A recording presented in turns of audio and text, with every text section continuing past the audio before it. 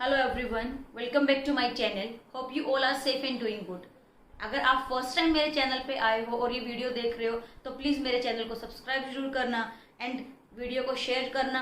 अगर आप PGT computer science या फिर नेट एग्जाम है, गेट है, इन सब की प्रिपरेशन कर रहे हो तो ये चैनल आपको काफ़ी हेल्प करेगा आपके कंसेप्ट इंप्रूव करने के लिए। एंड यूनिवर्सिटी लेवल पे भी अगर आप लोग बीटेक थर्ड ईयर में हो या फोर्थ ईयर में हो तो आपको चैनल काफ़ी हेल्प करेगा।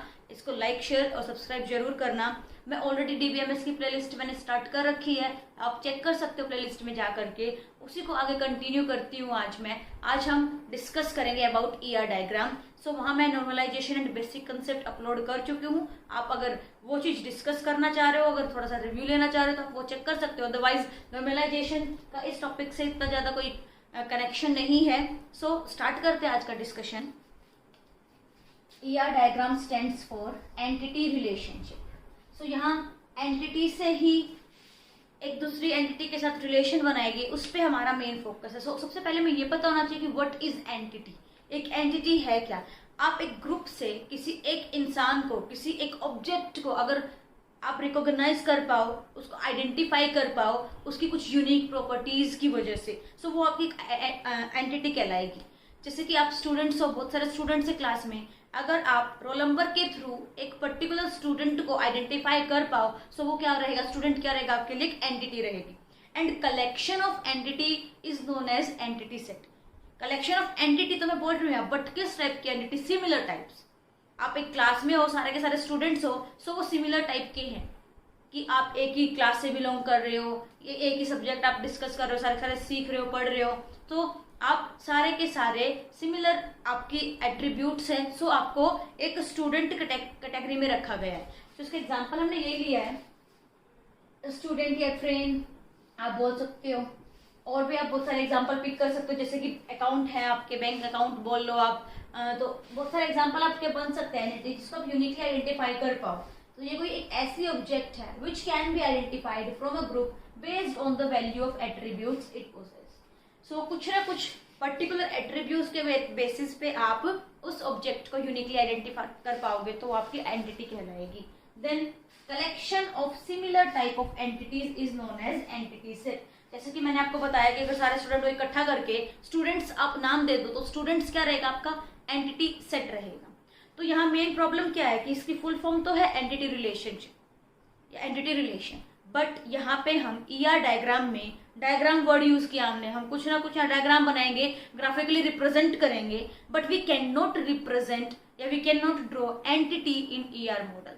तो ये मेन चीज है, बिकॉज जो आपकी एंटिटी है ना वो एक इंफॉर्मेशन है या इंस्टांस है जिसको हम ड्रॉ नहीं कर सकते। एंड ER मॉडल या ER डायग्राम हमें सिर्फ और सिर्फ स्ट्रक्चर बताता है, स्कीमा बताता है। इस वजह से हम एंटिटी को हमारे ER डायग्राम में शो नहीं कर सकते।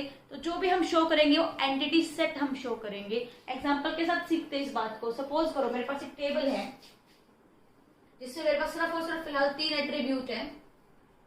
मैंने फर्स्ट एट्रीब्यूट लिया roll number, then name and then marks. तो मेरे पास सिर्फ 3 एट्रीब्यूट्स हैं। सो ये कौन सा मॉडल है जो मैं यहाँ ड्रॉ कर रही हूँ? ये आपका रिलेशनल मॉडल है। इसे हम रिलेशनल मॉडल बोलते हैं, या फिर आप टेबल बनाइए मैंने ये एक रिलेशन है। तो यहाँ एंट्रीज फिल करेंगे 1 2 3 4।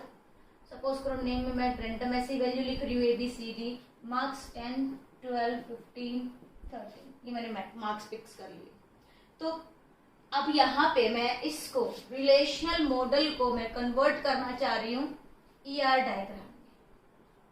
सो अभी मैंने बताया ये आपका रिलेशनल डायग्राम है, और आपको आई थिंक पता होगा, जिसको नहीं पता बेसिक मैंने डेफिनेशंस डिस्कस की थी फर्स्ट लेक्चर में, आप वहां जाकर के प्लेलिस्ट में चेक कर सकते हो। हम इसे क्या बोलते हैं, कॉलम है ये हमारा। अगर एक टेबल की बात करें ये हमारी रो है, बट इन रिलेशनल मॉडल इसको हम टप्पल भी बोलते हैं और इसे हम एट्रीब्यूट बोलते हैं।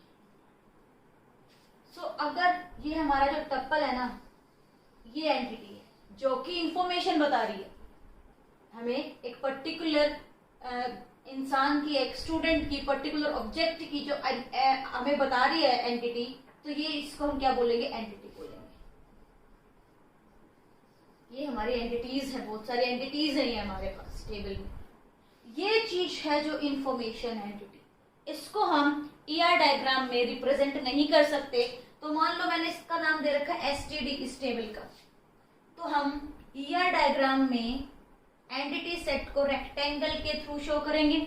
अब जो मैं ये सिंबल बोल रही हूँ इसको हम रेक्टेंगल के थ्रू शो करेंगे, इसमें भी आपको फोकस करना है। आपको जो सिंबल्स है वो भी माइंड में रखने हैं, क्योंकि मैच द फॉलोइंग में क्वेश्चंस भी आ सकते हैं कि हम एंटिटी सेट को ईआर मॉडल में किस सिंबल से रिप्रेजेंट करते हैं, रिलेशन को किस सिंबल से रिप्रेजेंट करते हैं। तो ये चीजें भी आपको साथ साथ माइंड में रखनी है कि किसको हम किस सिंबल से रिप्रेजेंट करेंगे ईआर डायग्राम में। सो ये मेरी एंटिटी सेट है स्टूडेंट। अब इसके 3 एट्रीब्यूट हैं, roll number, name and marks. So जो हमारे एट्रीब्यूट है उसको हम ओवल शेप से शो करेंगे इस तरीके से। तो मेरे पास यहाँ 3 एट्रीब्यूट है, तो मैंने इसके 3 ओवल लगा दिए, roll number, name, then marks. अब रोल नंबर प्राइमरी की है, आप सबको पता है कि प्राइमरी की क्या होती है, जिससे हम यूनिकली आइडेंटिफाई कर सकते हैं। सो ईआर डायग्राम में प्राइमरी की को हम अंडरलाइन से शो करेंगे, जिसको मैंने यहाँ अंडरलाइन कर। तो ये शो कर रहा है कि ये एक एंटिटी सेट है और ये एंटिटी सेट में रोल नंबर प्राइमरी की है और इसके 3 एट्रीब्यूट है, name, marks and roll number. Hope आपको क्लियर हो रही होगी चीजें। सो अगर मैं ये स्टूडेंट यहाँ है और यहाँ स्टूडेंट है, तो मैं बोल सकती हूँ जो मेरा कंप्लीट टेबल है ना, इस टेबल को ही मैंने एंटिटी सेट बोला है, इस टेबल को एंटिटी सेट बोला, और इसकी जो रोज है वो आपकी एंटिटी कहलाएंगी। एंटिटी एक आपकी इंफॉर्मेशन है, हम उसको रिप्रेजेंट नहीं कर सकते ईआर डायग्राम में। सो कुछ और सिंबल्स हम देखेंगे कि आपसे ये पूछ लिया जाएगा कि रिलेशनल मॉडल में हम एंटिटी सेट को किससे रिप्रेजेंट करते हैं, टेबल से रिप्रेजेंट करते हैं। एंटिटी सेट को हम ईआर डायग्राम में किससे शो करते हैं, रेक्टेंगल से शो करते हैं। आपसे फिर पूछ लिया जाएगा कि रिलेशनल मॉडल में हम एट्रीब्यूट को किससे शो करते हैं, आप बोलोगे कॉलम से, अलग अलग डिफरेंट कॉलम से हम एट्रीब्यूट्स को शो करते हैं।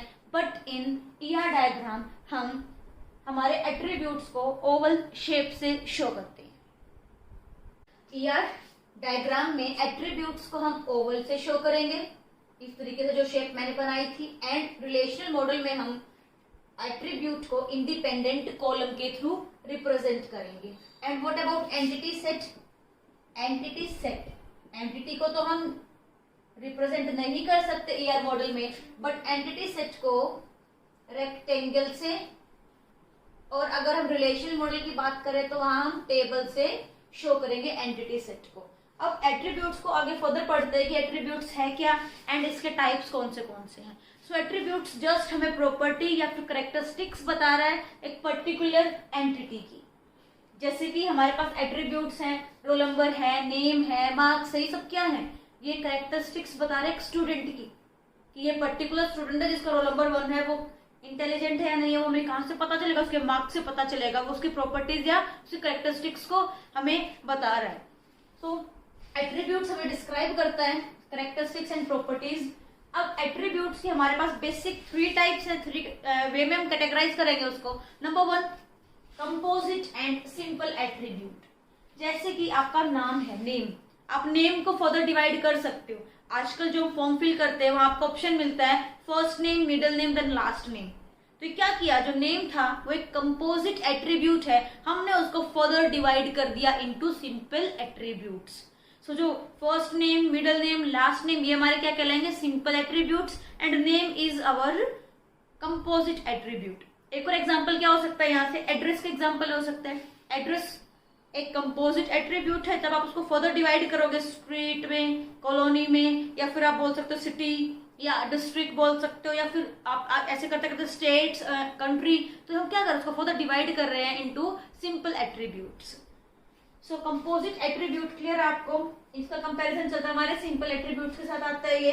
अब हमें मेन जो चीज सीखनी है कि हम कंपोजिट एट्रीब्यूट को ईआर मॉडल में कैसे रिप्रेजेंट करेंगे।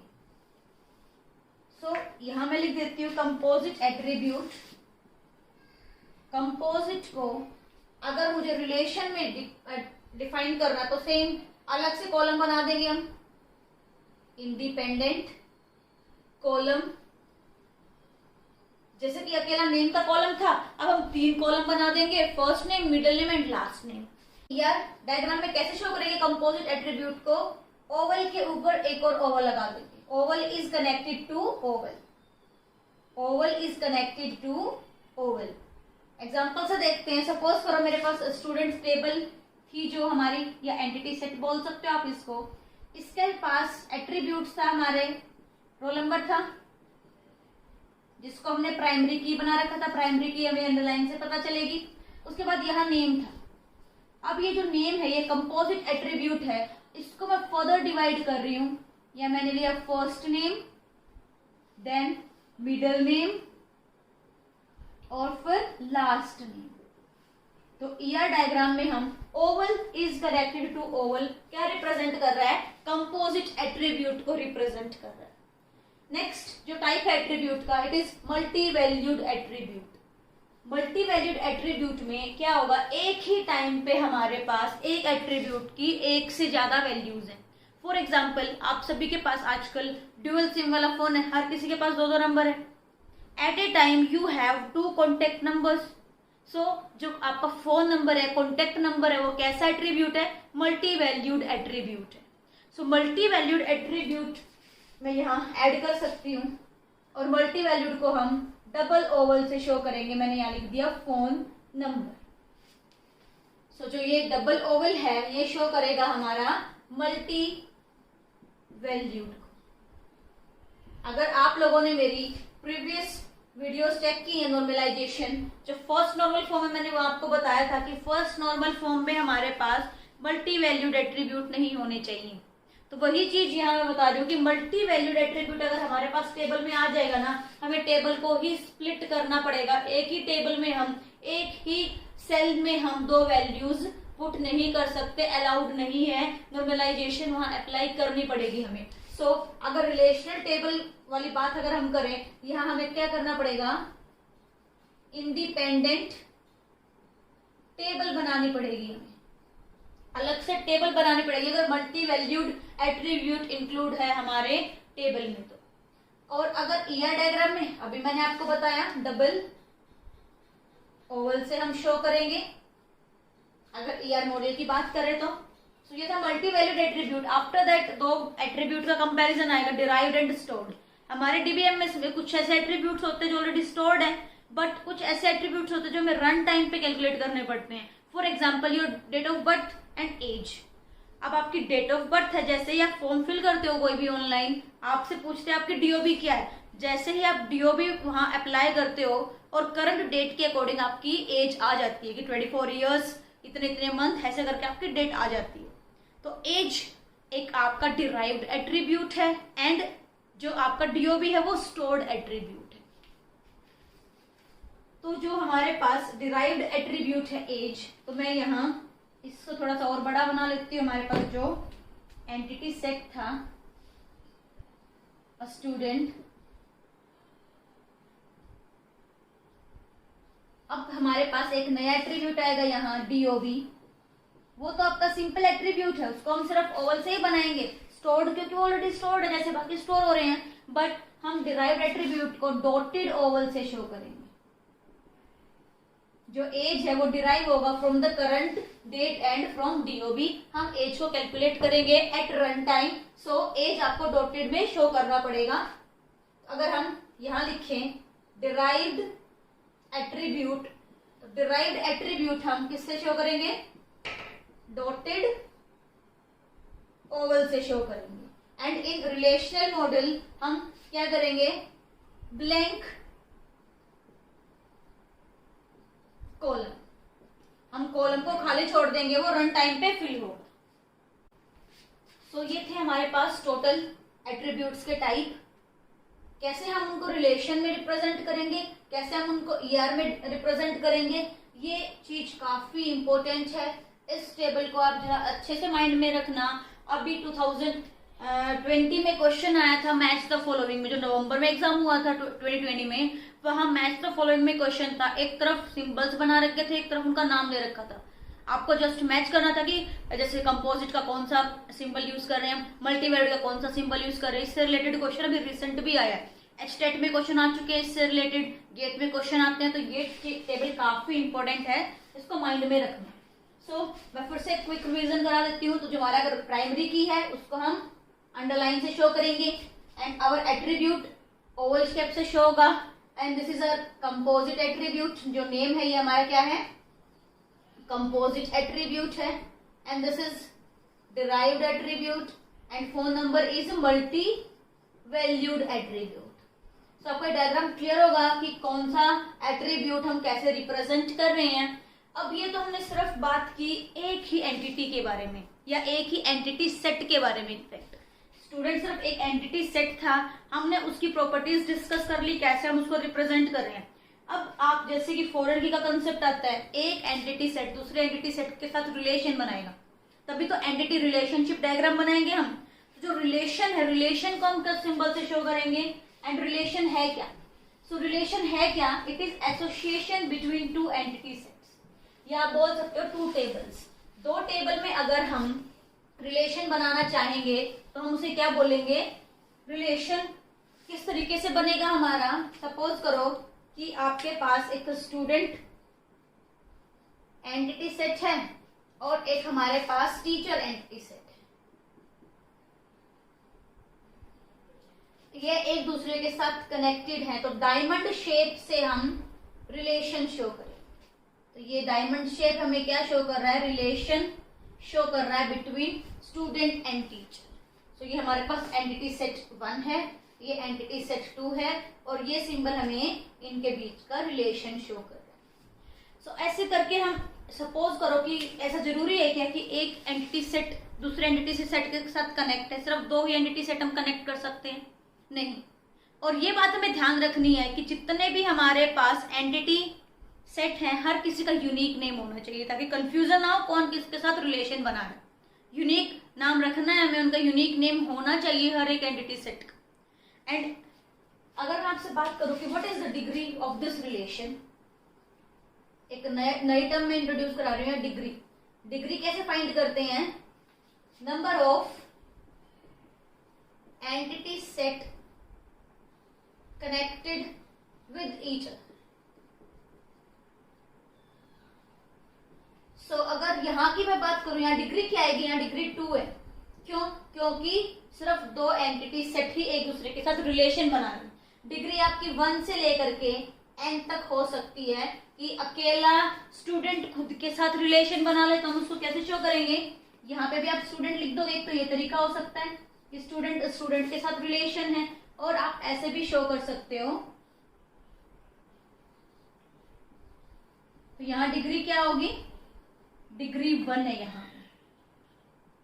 सो डिग्री की जो रेंज रहेगी वो क्या रहेगी, 1 to n।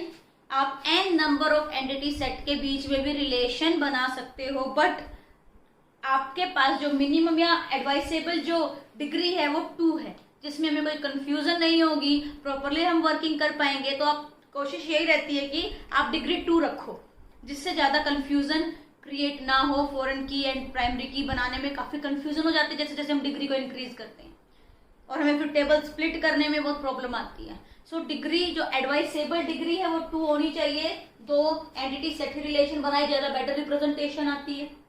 सो होप आपको आज का टॉपिक क्लियर है। इस सिंबल पे ज्यादा फोकस करना कि किस सिंबल को हम किससे रिप्रेजेंट कर रहे हैं, कि एट्रीब्यूट्स के कौन से टाइप्स हैं। तो यहाँ से ईआर डायग्राम में क्वेश्चन काफी आते हैं। हम नेक्स्ट वीडियो में डिस्कस करेंगे about mapping and how we will convert ER diagram into relational model, क्योंकि ये भी एक काफी इंपॉर्टेंट टॉपिक है डिस्कस करने के लिए। गेट और नेट में यहाँ से बहुत बार क्वेश्चन आ चुके हैं। आपको एक ईआर डायग्राम दे दिया जाएगा और ये पूछ लिया जाएगा कि इस ईआर डायग्राम को अगर आप रिलेशन में चेंज करोगे, रिलेशन मॉडल में कन्वर्ट करोगे, तो कितने टेबल्स लगेंगे या कितने टेबल्स बनेंगे हमारे, वो हमें बताना होगा। सो नेक्स्ट वीडियो में वो डिस्कस करेंगे हम। आज के लिए इतना ही काफी है। आप ये सारे के सारे सिंबल अपने माइंड में रखो और अच्छे से पढ़ाई करो और लॉकडाउन का बेनिफिट उठाओ। अगर मेरे ये जो लेक्चर्स मैं अपलोड कर रही हूँ आपको सच्ची में कुछ हेल्प कर रहे हैं, आपका कंसेप्ट इंप्रूव करने में, या यूनिवर्सिटी एग्जाम में हेल्प कर रहे हैं, या जो आगे नेट का एग्जाम पोस्टपोन्ड है वहाँ हेल्प करेंगे आपको ये टॉपिक, सो प्लीज मेरी वीडियो को लाइक कीजिएगा, शेयर कीजिएगा अपने फ्रेंड्स के साथ जो कि कंप्यूटर बैकग्राउंड से हैं। Thank you so much.